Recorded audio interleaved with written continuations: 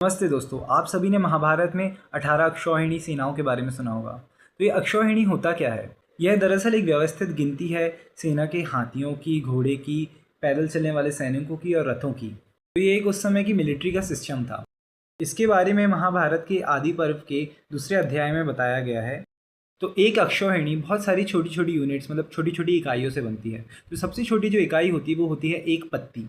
एक पत्ती में एक हाथी, एक रथ, 3 घोड़े और 5 पैदल सैनिक होते हैं।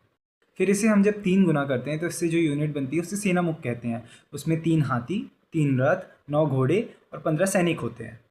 फिर इस यूनिट को जब 3 गुना करते हैं तो एक गुल्म बनता है। फिर एक गुल्म को जब 3 गुना करते हैं तो एक गण बनता है। फिर एक गण को जब 3 गुना करते हैं तो एक वाहिनी बनता है। जैसे जब 3 गुना करते हैं तो एक प्रत्ना बनता है। फिर उसे जब 3 गुना करते हैं तो एक चमू बनता है। फिर उसे जब 3 गुना करते हैं तो एक अनिकिनी बनता है।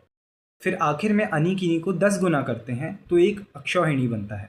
एक अक्षौहिणी में 21,870 रथ, 21,870 हाथी, 65,610 घोड़े और 1,09,350 पैदल सैनिक होते हैं।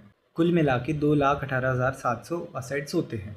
ये हो गई एक अक्षौहिणी। और महाभारत के युद्ध में ऐसी 18 अक्षौहिणी थी। मतलब टोटल 39,36,600 असेट्स, मतलब इंग्लिश में 39,36,600 असेट्स।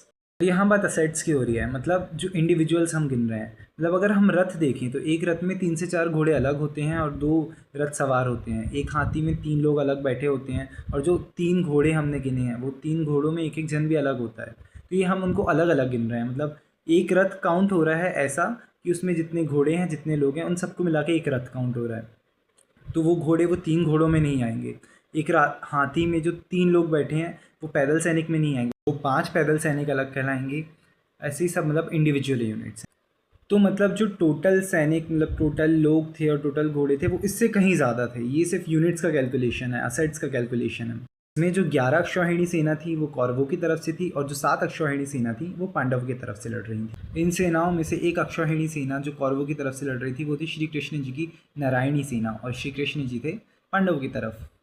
ये अक्षौहिणी सेना का विस्तृत गणित उग्रश्रव सौती, ऋषि शौनक और बाकी ऋषियों को नैमिषारण्य के जो 12 साल का यज्ञ सत्र हुआ था उसमें बताते हैं। धन्यवाद।